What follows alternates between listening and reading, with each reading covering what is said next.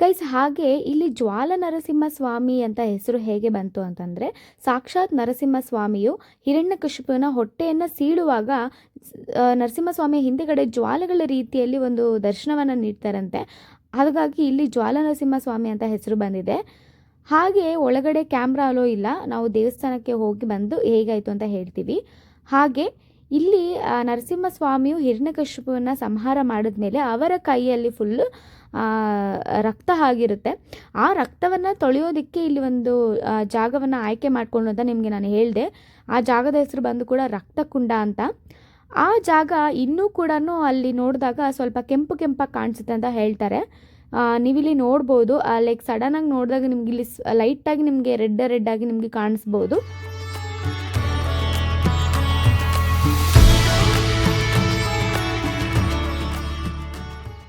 ಅಲ್ಲಿ ದೇವರ ದರ್ಶನವನ್ನು ಮುಗಿಸ್ಕೊಂಡು ನಾವಿವಾಗ ಹೋಗ್ತಾ ಇರೋ ಜಾಗ ಬಂದು ಉಗ್ರ ಸ್ತಂಭಕ್ಕೆ. ನಾವು ಆ್ಯಕ್ಚುಲಿ ಉಗ್ರ ಸ್ತಂಭಕ್ಕೆ ಹೋಗಬೇಕು ಅಂತ ಏನು ಪ್ಲ್ಯಾನ್ ಇರಲಿಲ್ಲ, ಬಟ್ ಬಂದುಬಿಟ್ಟಿದ್ದೀವಿ. ಮತ್ತೆ ನಾವು ಯಾವಾಗ ಬರ್ತೀವೋ ಅನ್ನೋದು ಗೊತ್ತಿಲ್ಲ. ಸೊ ಲೈಫಲ್ಲಿ ಇದೆಲ್ಲ ಒಂದು ಎಕ್ಸ್ಪೀರಿಯೆನ್ಸ್ ಇರಬೇಕು ಅಂತ ನಾವು ಉಗ್ರ ಸ್ತಂಭಕ್ಕೆ ಹೋಗೋಣ ಅಂತ ಪ್ಲ್ಯಾನ್ ಮಾಡಿದ್ವಿ.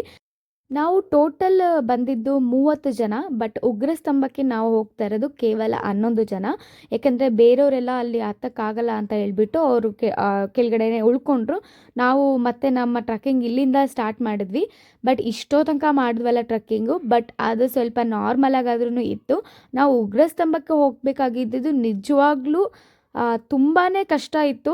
ಆ್ಯಂಡ್ ಆ ಎಕ್ಸ್ಪೀರಿಯೆನ್ಸ್ ಕೂಡ ತುಂಬಾ ಚೆನ್ನಾಗಿತ್ತು. ನಾವು ಹತ್ಕೊಂಡು ಮೇಲೆ ಹೋದ್ಮೇಲೆ ಅಲ್ಲಿ ಹೋಗಿ ನೋಡಿದಾಗ ನಮ್ಗೆ ಒಂದು ಅನುಭವ ಆಗುತ್ತಲ್ವ, ಅದನ್ನು ನಾವು ವಿವರಣೆ ಮಾಡೋಕ್ಕಾಗಲ್ಲ. ನೋಡಿ ಹೇಗಿದೆ, ನೋಡಿದ್ರೆ ಒಂದು ಚೂಪಾಗಿ ಕಲ್ಲುಗಳ ಥರ ಕಾಣಿಸುತ್ತೆ.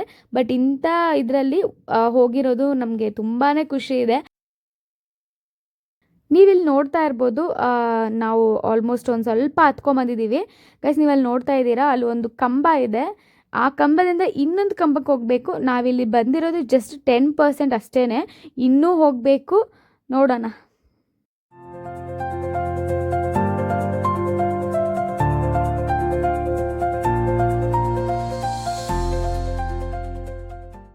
ಸ್ವಲ್ಪ ಮೇಲೆ ಹೋಗ್ತಾ ಕಾಲೆಲ್ಲ ನಡ್ಗಕ್ಕೆ ಸ್ಟಾರ್ಟ್ ಆಗೋಯಿತು.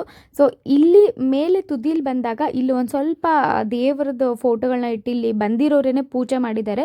ಇಲ್ಲಿ ಯಾವುದೇ ರೀತಿ ಪೂಜಾರಿ ಆಗಲಿ ಯಾರೂ ಇಲ್ಲ. ನಾವು ಇಲ್ಲಿವರೆಗೂ ಏನು ಬಂದಿದ್ದೀವಿ, ಇಲ್ಲಿಂದ ಮತ್ತೆ ನಾವು ಕೆಳಗಡೆ ಇಳ್ಕೊಂಡು ಹೋಗಬೇಕು. ಅವಾಗೇ ಆ್ಯಕ್ಚುಲಿ ಟ್ವಿಸ್ಟ್ ಇರೋದು. ನಾವು ಮೇಲೆವರೆಗೂ ಹತ್ಕೊಂಡು ಹೋಗಿ ಮತ್ತೆ ನಾವು ಅಲ್ಲಿಂದ ಕೆಳಗಡೆ ಹೋಗಬೇಕು. ಆ್ಯಂಡ್ ಇಲ್ಲಿ ಯಾವುದೇ ರೀತಿ ಸೇಫ್ಟಿ ಇಲ್ಲ, ಏನೂ ಇಲ್ಲ ಗೈಸ್. ಆ್ಯಂಡ್ ಇಲ್ಲಿ ಈ ಥರ ಒಂದು ಪ್ಲೇಸ್ಗೆ ನೀವು ಹೋಗಬೇಡಿ ಅಂತಲೂ ಯಾರೂ ಹೇಳೋರಿಲ್ಲ, ಕೇಳೋರಿಲ್ಲ. ಆ್ಯಂಡ್ ಇಲ್ಲಿ ಯಾವುದೇ ರೀತಿ ಇಲ್ಲಿ ಡೇಂಜರ್ ಅಂತ ಈ ಥರ ಏನೂ ಇಲ್ಲಿ ಬೋರ್ಡ್ ಕೂಡ ಹಾಕಿಲ್ಲ. ತುಂಬಾ ಡೇಂಜರಸ್ ಪ್ಲೇಸ್ ಅಂತಲೇ ಹೇಳ್ಬೋದು. ನಮ್ಮ ಓನ್ ರಿಸ್ಕ್ ಮೇಲೆ ನಾವು ಅಲ್ಲಿ ಹೋಗ್ಬೋದು. ಇಲ್ಲಿ ಬಂದು ಹಗ್ಗಗಳನ್ನೆಲ್ಲ ಕಟ್ಟಿದ್ದಾರೆ, ಲೈಕ್ ದೊಡ್ಡದಾದಂತಹ ಹಗ್ಗಗಳನ್ನ ಕಟ್ಟಿದ್ದಾರೆ. ಅದನ್ನ ಇಟ್ಕೊಂಡೇ ನಾವು ಕೆಳಗಡೆ ಇಳಿಬೇಕಾಗುತ್ತೆ. ಯಾಕಂದರೆ ಅಲ್ಲಿರುವಂತಹ ಕಲ್ಲು ಕೂಡ ಒಂದೊಂದು ಜಾರ್ತಾ ಇತ್ತು, ಆ ಥರ ಇದೆ ಕಲ್ಲುಗಳು. ಹಾಗೆ ಮೇಲುಗಡೆ ಹೋಗಿದ ತಕ್ಷಣ, ತುದಿಯಲ್ಲಿ ಹೋಗಿದ ತಕ್ಷಣ ಅಲ್ಲಿರುವಂತಹ ನೇಚರ್ಗಳನ್ನ ನೋಡಿಬಿಟ್ಟು ತುಂಬಾ ಖುಷಿಯಾಯಿತು. ಮತ್ತು ಅಲ್ಲಿ ಸ್ವಲ್ಪ ಮುಂದೆ ಹೋದರೆ ಅಲ್ಲಿ ಒಂದು ಬಾವುಟವನ್ನು ಹಾಕಿದ್ದಾರೆ, ಫ್ಲಾಗ್ನ. ಆ ಬಾವುಟ ಏನು ಕಾಣಿಸ್ತಿದೆ ಅದ್ರ ಕೆಳಗಡೆನೇ ನರಸಿಂಹಸ್ವಾಮಿಯ ಪಾದ ಇರೋದು. ಅದನ್ನು ನೋಡಿದ ತಕ್ಷಣ ನನಗೆ ಹಾಡೇ ಬಂದುಬಿಡ್ತು ಖುಷಿಗೆ. ಓಂ ನಮೋ ಭಗವತೆ ವಾಸುದೇವಾಯ ನಮಃ.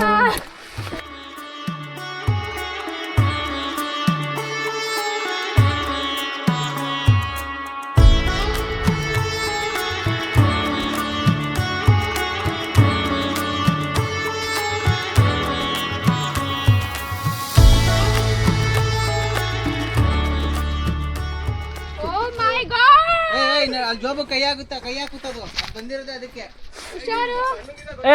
ಹೇಳು ಹೆಂಗಿದೆ ಗೊತ್ತಾ, ಸೂಪರ್ ಆಗಿದೆ ಪ್ಲೇಸ್ ಮಾತ್ರ.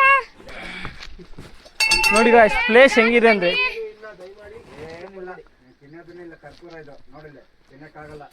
ಸಾಧಿಸ್ಬಿಟ್ವಿ ಗಾಯ್ಸ್, ಸಾಧಿಸ್ಬಿಟ್ವಿ. ಕೊನೆಗೂ ಇದು ಉಗ್ರಸ್ತಂಭ.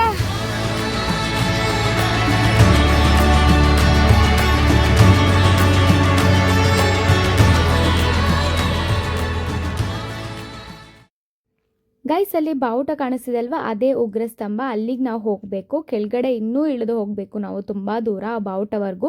ಇವಾಗ ನಾವು ಬಂದಿರೋದು ಮೇಲೆಯಿಂದ, ಅಲ್ಲಿಂದ ಬಂದು ಮತ್ತೆ ಇವಾಗ ನಾವು ಅಲ್ಲಿವರೆಗೂ ಹೋಗಬೇಕು. ಅಲ್ಲೇ ಇರೋದು ಉಗ್ರಸ್ತಂಭ. ಕೆಳಗಡೆ ದೇವಸ್ಥಾನದ ಪೂಜಾರಿ ಹೇಳೋ ಪ್ರಕಾರ ಇಲ್ಲಿ ಆವಾಗಿನ ಕಾಲದಲ್ಲಿ ಒಂದು ದೊಡ್ಡ ಅರಮನೆ ಆಗಿತ್ತಂತೆ. ಅಂದರೆ ಆವಾಗ ಹಿರಣ್ಯಕಶಿಪುಲಿ ಯಾರೂ ಬರಬಾರ್ದು ಅಂತ ದಿಗ್ಬಂಧನವನ್ನು ಮಾಡಿಸಿದ್ರಂತೆ. ಅಂದರೆ ನಿಮ್ಗೆ ಅಲ್ಲಿ ಕಾಣಿಸ್ತಿದೆ ಅಲ್ವಾ, ಅಲ್ಲೊಂದು ಬೆಟ್ಟ, ಅಲ್ಲೊಂದು ಬೆಟ್ಟ, ಇದೆಲ್ಲ ಆವಾಗಿನ ಕಾಲದಲ್ಲಿ ಒಂದೊಂದು ಬೆಟ್ಟ ಒಂದೊಂದು ಕಂಬಗಳಾಗಿ ಇತ್ತಂತೆ. ಅಷ್ಟು ದೊಡ್ಡದಾದಂಥ ಅರಮನೆ ಇಲ್ಲಿ ಇದ್ದಿದ್ದು. ಆಮೇಲೆ ನೀವೆಲ್ಲರೂ ನೋಡೇ ಇರ್ತೀರಾ ಮೂವಿಯಲ್ಲಿ, ಹಿರಣ್ಯಕಶಿಪು ಕೇಳ್ತಾರೆ ಈ ಕಂಬದಲ್ಲಿದ್ದಾರೆ ಅಂತ. ಆವಾಗ ನರಸಿಂಹಸ್ವಾಮಿಯು ಈ ಕಂಬದಲ್ಲಿಂದ ಅವತಾರ ತೆಗೆದು ಆಚೆ ಬಂದಿರುವಂತಹ ಜಾಗ ಇದು. ಅಲ್ಲಿ ನಿಮ್ಗೆ ಬಾವುಟ ಕಾಣಿಸ್ತಿದೆ ಅಲ್ವಾ, ಆ ಕಂಬದಿಂದ ಬಂದಿರೋ ಜಾಗ. ಇವಾಗ ನಾವು ಅಲ್ಲಿಗೆ ಹೋಗ್ತಾ ಇದ್ದೀವಿ, ಬನ್ನಿ ಹೋಗೋಣ. ನೋಡಿ, ಈ ಥರ ದೊಡ್ಡ ದೊಡ್ಡ ಹಗ್ಗಗಳಿಂದ ಕಟ್ಟಿರ್ತಾರೆ. ಈ ಹಗ್ಗಗಳಿಂದ ನಾವು ಇಳಿದು ಹೋಗಬೇಕಾಗುತ್ತೆ. ಹಾಗೆ ಇಲ್ಲಿ ಕಬ್ಬಿಣದ ಮೆಟ್ಟಲುಗಳನ್ನ ಇಲ್ಲಿ ಇಟ್ಟಿದ್ದಾರೆ. ನೋಡಿ, ಇಲ್ಲಿ ಸ್ಟೆಪ್ಸ್ ಇಟ್ಟಿದ್ದಾರೆ ಕಬ್ಬಿಣದು. ಅದು ಕೂಡ ಒಂದೊಂದು ಮುರಿದೋಗಿದೆ, ಒಂದೊಂದಿದೆ. ಆ್ಯಂಡ್ ಇನ್ನೊಬ್ರು ಇಳಿಬೇಕಾದ್ರೆ ತುಂಬ ಅಲ್ಲಾಡುತ್ತೆ ಆ್ಯಂಡ್ ತುಂಬಾ ಕಷ್ಟ. ಅದನ್ನು ತೊಗೊಂಡು ಬಂದು ಇಲ್ಲಿ ಹೆಂಗೆ ಇಟ್ಟರು ಅನ್ನೋದು ನಾನು ಯೋಚನೆ ಮಾಡ್ತಾ ಇದ್ದೆ. ಹೀಗೆ ಸ್ಟೆಪ್ಸ್ಗಳನ್ನ ಹತ್ಕೊಂಡು ನಾವು ಮೇಲೆ ಹೋದರೆ ಅಲ್ಲಿ ಸಿಗುವಂತಹ ಒಂದು ಜಾಗನೇ ನರಸಿಂಹನ ಪಾದ ಇಲ್ಲಿರೋದು. ಪಾದ ನೀವು ನೋಡ್ತಾ ಇದ್ದೀರಾ, ನೋಡಿ ಇಲ್ಲಿ ಇದೆ. ಅದು ಆ್ಯಕ್ಚುಲಿ ಅಲ್ಲಿ ಫೆನ್ಸಿಂಗ್ ಮಾಡಿಬಿಟ್ಟಿದ್ದಾರೆ. ಒಳಗಡೆ ಇದೆ ಪಾದ, ಅದು ಹೊರಗಡೆ ಕೂಡ ಪಾದಗಳಿದೆ. ಇಲ್ಲಿ ಬರುವಂತಹ ಭಕ್ತಾದಿಗಳು ಏನಿದ್ದಾರೆ ಅವರು ಅರ್ಶಿನ ಕುಂಕುಮನ ಹಾಕಿ ಇಲ್ಲೇ ಕರ್ಪೂರನ ಹಚ್ಚಿ ಇಲ್ಲೇ ಅವರು ಪೂಜೆಯನ್ನು ಮಾಡ್ತಾರೆ. ಈ ತುದಿಯಲ್ಲಿ ನಿಂತ್ಕೊಂಡ್ರೆ ನಿಮಗೆ ಸುತ್ತಲೂ ಏನು ನೇಚರ್ ಇದೆ ಅದು ಫುಲ್ಲು ನಿಮಗೆ ಕಾಣಿಸುತ್ತೆ. ಅದ್ರ ಮುಂದೆ ಈ ಥರ ಒಂದು ಮಾರ್ಬಲಲ್ಲಿ ಒಂದು ಇಟ್ಟಿದ್ದಾರೆ. ಇದೇ ತುದಿಯ ಜಾಗ ಇದು. ನಾವು ಮೇಲೆಯಿಂದ ಇಳ್ಕೊಂಡು ಬಂದ್ವಿ, ಅಲ್ಲಿ ಕಾಣಿಸ್ತಿದೆ ಅಲ್ವಾ, ಅಲ್ಲಿಂದ ಇಳ್ಕೊಂಡು ಬಂದಿದ್ದು ನಾವು. ಇಲ್ಲಿ ಆ್ಯಕ್ಚುಲಿ ಮೇಲೆಗಡೆ ಒಂದು 4-5 ಜನ ನಿಂತ್ಕೋಬೋದು ಅಷ್ಟೇ. ಅಲ್ಲಿ ಒಂದು 5 ಜನ ಇಳಿದ ಮೇಲೇ ಮತ್ತೆ ಕೆಳಗಡೆ ಇರೋರು ಮೇಲೆ ಹತ್ತಬೇಕಾಗುತ್ತೆ. ಅಷ್ಟೇ ಪುಟ್ಟ ಜಾಗ ಇರೋದು. ನಾವಿಲ್ಲಿ ಇಳ್ಕೊಂಡು ಬಂದ್ವಿ ಮೆಟ್ಲು. ಇವಾಗ ಮತ್ತೆ ನಾವು ರಿಟರ್ನ್ ಅಲ್ಲಿಂದನೇ ಹತ್ಕೊಂಡು ಹೋಗಬೇಕು. ಇವಾಗ ದರ್ಶನ ಆಯಿತು, 1-2 ನಿಮಿಷ ಇಲ್ಲಿ ಕುತ್ಕೊಂಡು ರೆಸ್ಟ್ ಮಾಡೋಣ ಅಂತ ಇದ್ದೀವಿ. ಮತ್ತೆ ಇವಾಗ ನಾವು ಹೇಗೆ ಹತ್ಕೊಂಡ್ಬಂದ್ವಿ ಹಾಗೇ ಇಳ್ಕೊಂಡು ಹೋಗಬೇಕು. ಇಳ್ಕೊಂಡು ಹೋಗೋದು ವೀಡಿಯೋ ಮಾಡ್ಕೊಳಕ್ಕಾಗಲ್ಲ, ಯಾಕಂದರೆ ತುಂಬಾ ಕಷ್ಟ ಇದೆ. ಅದಕ್ಕೋಸ್ಕರ ನಾನು ಈ ವಿಡಿಯೋನ ಇಲ್ಲಿಗೆ ಎಂಡ್ ಮಾಡ್ತಾ ಇದ್ದೀನಿ. ಮತ್ತೆ ಕೆಳಗಡೆ ಹೋದ್ಮೇಲೆ ನಾನು ವಿಡಿಯೋ ಕಂಟಿನ್ಯೂ ಮಾಡ್ತೀನಿ.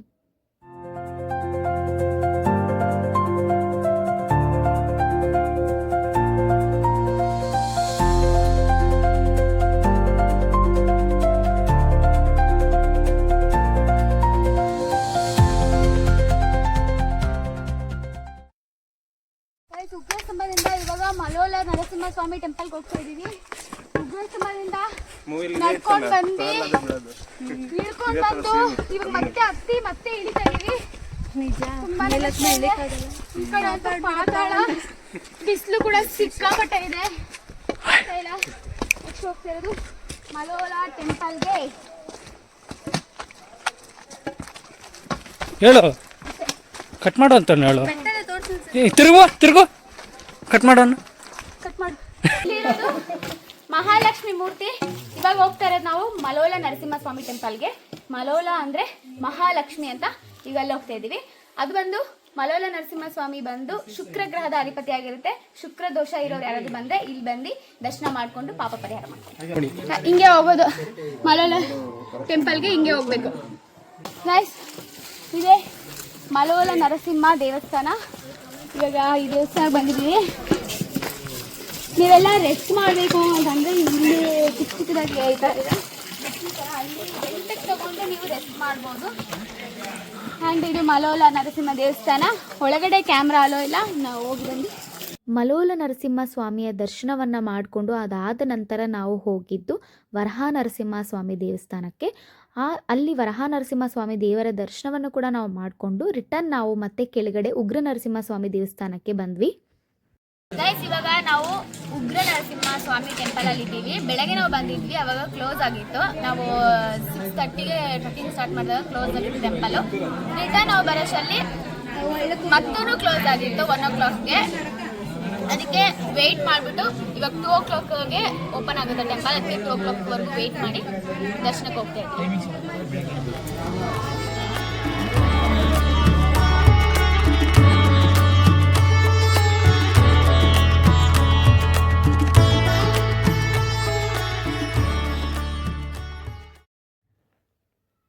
ಗೈಸ್, ಇದು ಕಾರಂಜ ನರಸಿಂಹಸ್ವಾಮಿ ಟೆಂಪಲ್ ಅಂತ. ಈ ಟೆಂಪಲ್ನ ವಿಶೇಷತೆ ಏನಂತಂದರೆ, ಇಲ್ಲಿ ಆದಿಶೇಷನ ಎಡೆಯ ಕೆಳಗಡೆ ನರಸಿಂಹಸ್ವಾಮಿಯ ಮೂರ್ತಿ ಇದೆ. ಹಾಗೆ ಇದು ಪುರಾಣಗಳ ಪ್ರಕಾರ ಆಂಜನೇಯ ಸ್ವಾಮಿಯು ಶ್ರೀರಾಮನನ್ನು ಬಿಟ್ಟು ಬೇರೆ ಯಾವ ದೇವರನ್ನು ಗುರುತಿಸ್ತಾ ಇರಲಿಲ್ವಂತೆ. ಆವಾಗ ನರಸಿಂಹಸ್ವಾಮಿಯು ರಾಮನ ರೂಪದಲ್ಲಿ ಆಂಜನೇಯ ಸ್ವಾಮಿಗೆ ದರ್ಶನವನ್ನು ನೀಡ್ತಾರೆ. ಇಲ್ಲಿರುವಂತಹ ಮೂರ್ತಿ ಕೂಡ ರಾಮನ ಥರ ಇದೆ, ಒಂದು ಕೈಯಲ್ಲಿ ಬಿಲ್ಲು ಬಾಣವನ್ನು ಹಿಡಿದುಕೊಂಡು. ಹಾಗೆ ಇಲ್ಲಿ ಆಂಜನೇಯ ದೇವರು ಕೂಡ ಇದ್ದಾರೆ. ಇವಾಗ ನಾವು ಹೋಗ್ತಾ ಇರೋದು ಕೆಳಗಿನ ಅಹೋಬಿಲಂ ಟೆಂಪಲ್ಗೆ. ನಾನು ಆವಾಗೇ ನಿಮಗೆ ಹೇಳಿದ್ದೆ, ಅಹೋಬಿಲಂ 2 ಅಹೋಬಿಲಂ ಇದೆ, ಒಂದು ಕೆಳಗಿನ ಅಹೋಬಿಲಂ ಮತ್ತು ಮೇಲಿನ ಅಹೋಬಿಲಂ. 2 ಅಹೋಬಿಲಂ ಅಲ್ಲೂ ಕೂಡ ದೇವಸ್ಥಾನಗಳಿದೆ. ಸೊ ನಾವು ಮೇಲಿನ ಅಹೋಬಿಲಂ ಫುಲ್ ಕವರ್ ಮಾಡ್ಕೊಂಡು ಬಂದ್ವಿ. ಹಾಗೆ ಉಗ್ರ ಸ್ತಂಭ ಹೋಗೋಕ್ಕೆ ಪ್ಲಾನೇ ಇರಲಿಲ್ಲ, ಅಲ್ಲಿ ಕೂಡ ಹೋಗಿ ಬಂದ್ವಿ. ಇವಾಗ ಕೆಳಗಿನ ಅಹೋಬಿಲಂಗೆ ಹೋಗ್ತಾ ಇದ್ದೀವಿ. ಮೇನ್ ರೋಡಿಂದ ಇನ್ನೂ ಸ್ವಲ್ಪ ಒಳಗಡೆ ಬರಬೇಕು. ಈ ಥರ ಗೋಪುರ ಬರುತ್ತೆ. ಇದು ಕೆಳಗಿನ ಶ್ರೀ ಲಕ್ಷ್ಮೀ ನರಸಿಂಹಸ್ವಾಮಿ ಟೆಂಪಲ್.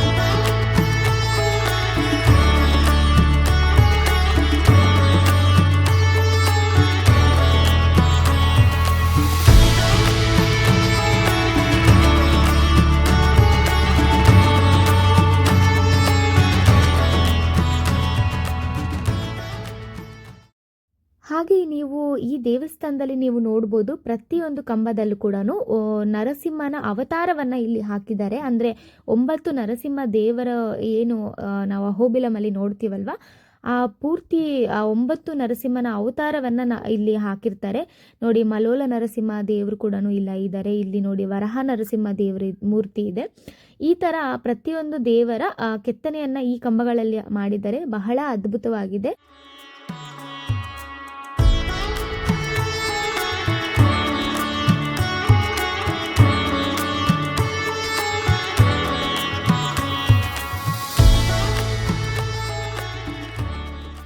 ದೇವರ ದರ್ಶನವನ್ನು ಮಾಡಿಕೊಂಡು ನಾವು ರಿಟರ್ನ್ ಬ್ಯಾಂಗ್ಳೂರ್ಗೆ ಹೋಗ್ತಾ ಇದ್ದೀವಿ. ಐ ಥಿಂಕ್ ನಿಮ್ಮೆಲ್ಲರಿಗೂ ಈ ವಿಡಿಯೋ, ಈ ವ್ಲಾಗ್ ಎಲ್ಲರಿಗೂ ಇಷ್ಟ ಆಗ್ಬೋದು ಅಂತ ಅಂದ್ಕೊಂಡಿದ್ದೀನಿ.